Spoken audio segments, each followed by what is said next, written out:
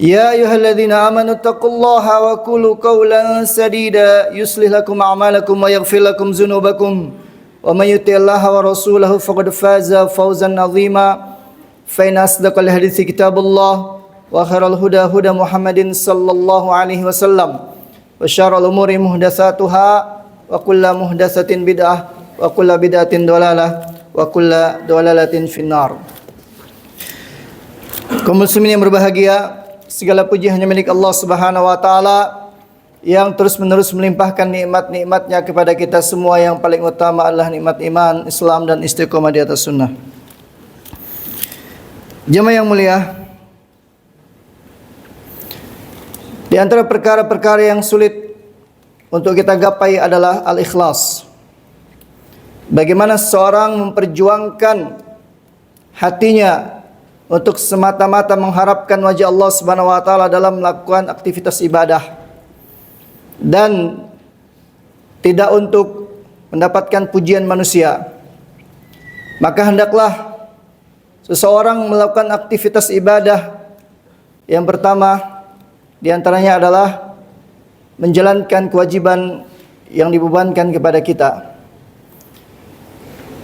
Kemudian apabila dia menuntut ilmu, maka diniatkan untuk mengangkat kebodohan dari dirinya dan orang lain. Jemaah yang mulia, pentingnya keikhlasan. Allah Subhanahu wa taala berfirman, "Wa ma khalaqtul jinna wal insa illa liya'budun." Dan aku tidaklah menciptakan jin dan manusia melainkan agar mereka beribadah kepadaku. Surat Az-Zariyat ayat 56. Syekh Muhammad bin Abdul Wahhab dalam kitabnya Ushulus Salasah menyebutkan ai liwahiduni, maksudnya adalah agar mereka mentauhidkan aku. Demikian juga Allah Ta'ala berfirman dalam surat Al-Kahfi ayat 110, "Wa man kana yarju liqa'a rabbih falyamal 'amalan salihan wa la yusyrik bi ibadati rabbi ahada." Faman kana yarju liqa'a rabbih, maka barang siapa yang mengharapkan perjumpaan dengan Rabb-Nya, hendaklah dia melakukan amal saleh dan tidak mempersekutukan Allah dengan ibadah kepadanya. Maka dari itu jemaah yang mulia, betapa pentingnya keikhlasan dalam setiap amalan kita. Maka ada beberapa perkara-perkara yang patut kita ketahui agar kita selalu ikhlas kepada Allah Subhanahu wa taala. Demikian pentingnya keikhlasan jemaah yang mulia. Nabi SAW bersabda, Allah Ta'ala berfirman dalam hadits qudsi, "Ana aghna'u syuraka an syirki, man amila amalan asyraka fi mai ghairihi taraktuhu wa syirkah." Aku adalah zat yang paling kaya, yang paling tidak butuh kepada kesyirikan. Barang siapa yang beribadah dan dia mempersekutukan aku di dalamnya kepada selainku, maka aku akan meninggalkan dia dan sekutunya. Kemudian jemaah yang mulia, Nabi juga SAW bersabda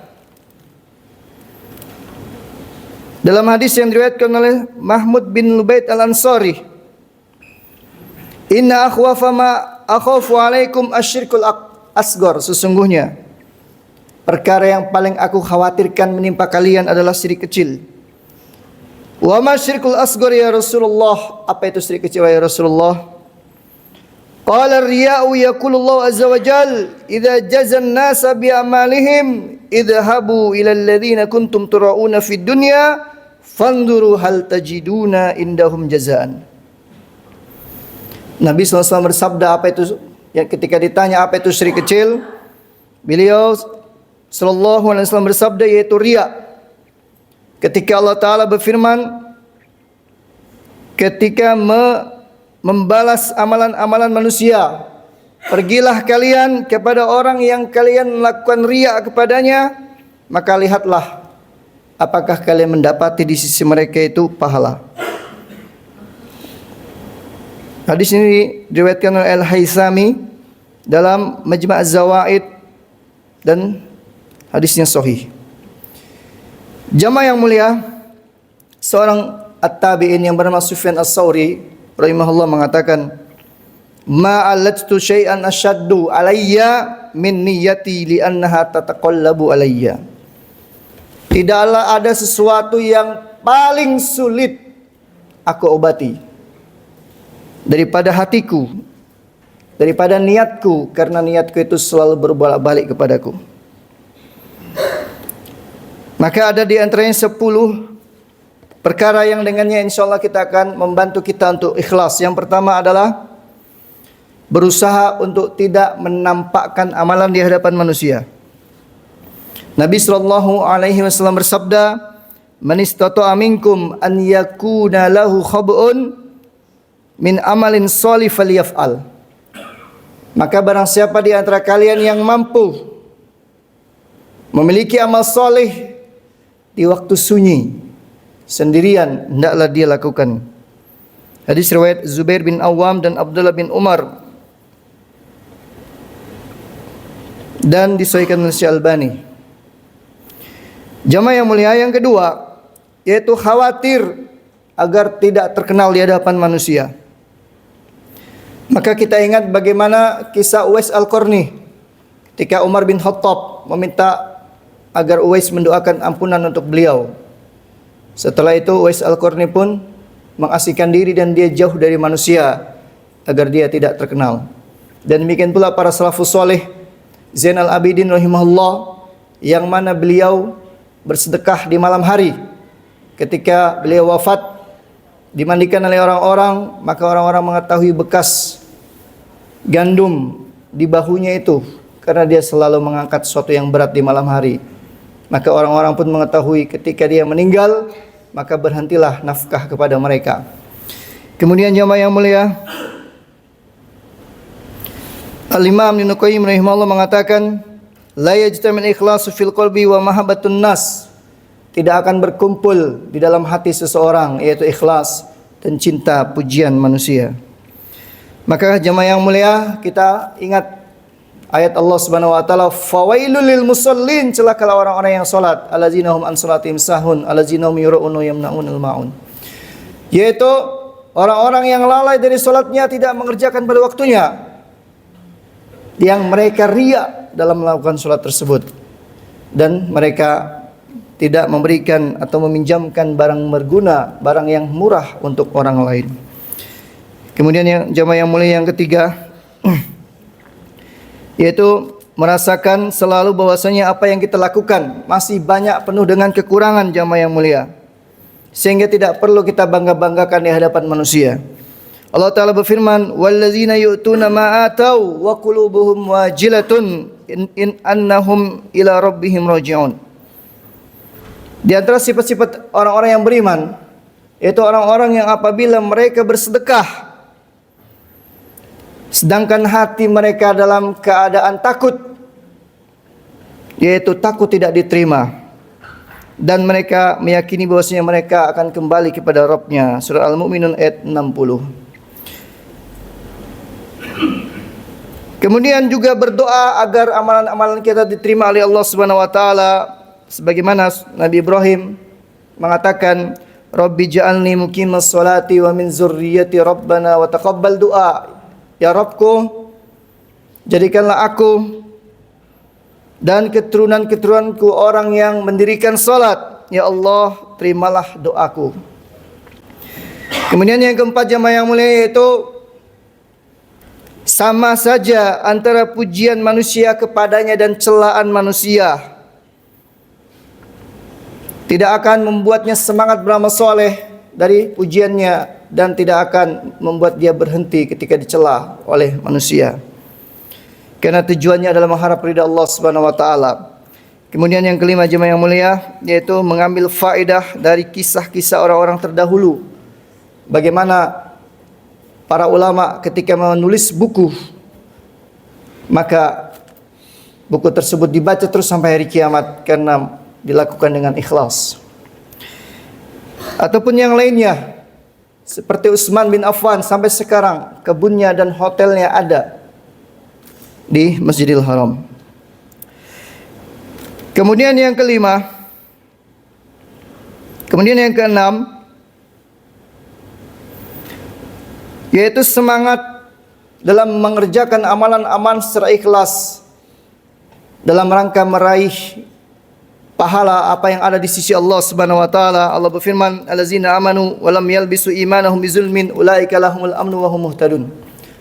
Orang-orang yang beriman dan tidak mencampurkan keimanan mereka dengan kezaliman yaitu syirik, maka mereka mendapatkan keamanan dan mereka mendapatkan hidayah.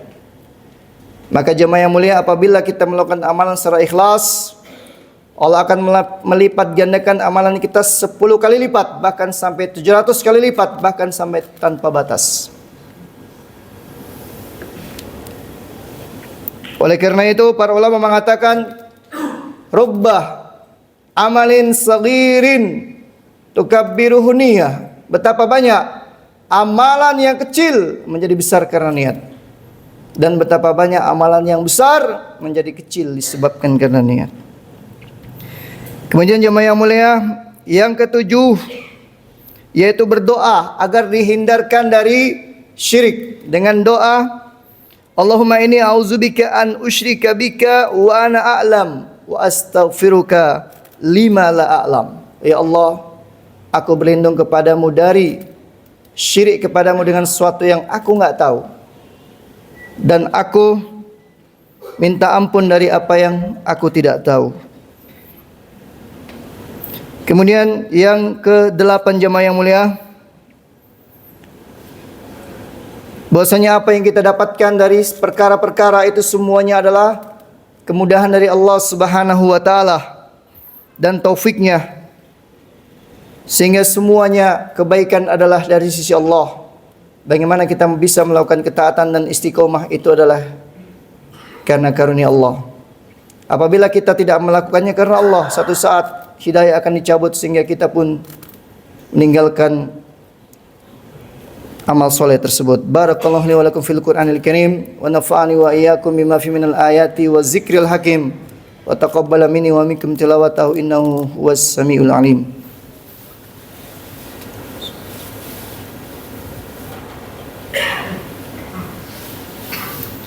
Alhamdulillahirabbil alamin, hamdan katsiran thayyiban mubarakan fi kama yuhibbu rabbuna wa yarda.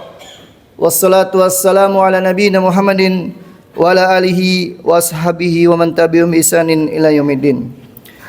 Kemudian jemaah yang mulia, di antara yang membantu kita ikhlas adalah kita yakin bahwasanya Allah Subhanahu wa taala mengetahui apa yang ada di dalam dada kita.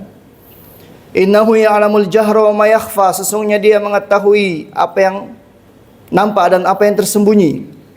Oleh karena jemaah yang mulia, kita harus berhati-hati, sangat menjaga hati kita agar tetap mengharapkan wajah Allah Subhanahu wa taala. Kemudian yang terakhir yaitu mendatangkan keagungan dan kebesaran Allah Subhanahu wa taala, bahwasanya Allah Subhanahu wa taala sangat luas rahmatnya dan sangat besar azabnya dan sangat luas juga ampunannya. Oleh karena jemaah yang mulia, kita harus mengharapkan ganjaran yang besar dari Allah Subhanahu wa taala, dan jangan sampai amalan kita menjadi sia-sia lantaran ternodai oleh kesyirikan dan riya dan semacamnya. Innallaha malaikatahu yusholluna 'alan nabi ya ayyuhalladzina amanu shallu 'alaihi wa sallimu taslima. Allahumma shalli wa sallim ala Muhammad wa ala ali Muhammad kama shallaita ala Ibrahim wa ala ali Ibrahim innaka Hamidum Majid. Wa barik ala Muhammad wa ala ali Muhammad kama barakta ala Ibrahim wa ala ali Ibrahim innaka Hamidum Majid. Allahumma fil lana wa liwalidina warhamhum kama rabbawna shighara wa lijami'il muslimin wal muslimat. Allahumma hdi wa la ta'murina wa waffiqhum bima tuhibbu wa tarda. Allahumma ansur ikhwanana al-mustad'afina fi Filistin wa fi kulli makan. Rabbana atina fid dunya hasanah wa fil akhirati hasanah wa qina azabannar. Ibadallah, innallaha ya'muru bil adli wa ihsani wa ita'i dzil qurba wa yanha 'anil fahsya'i wal munkari wal bagyi ya'izukum la'allakum tadhakkarun. Wa la dzikrullahi akbar. Aqimis shalah.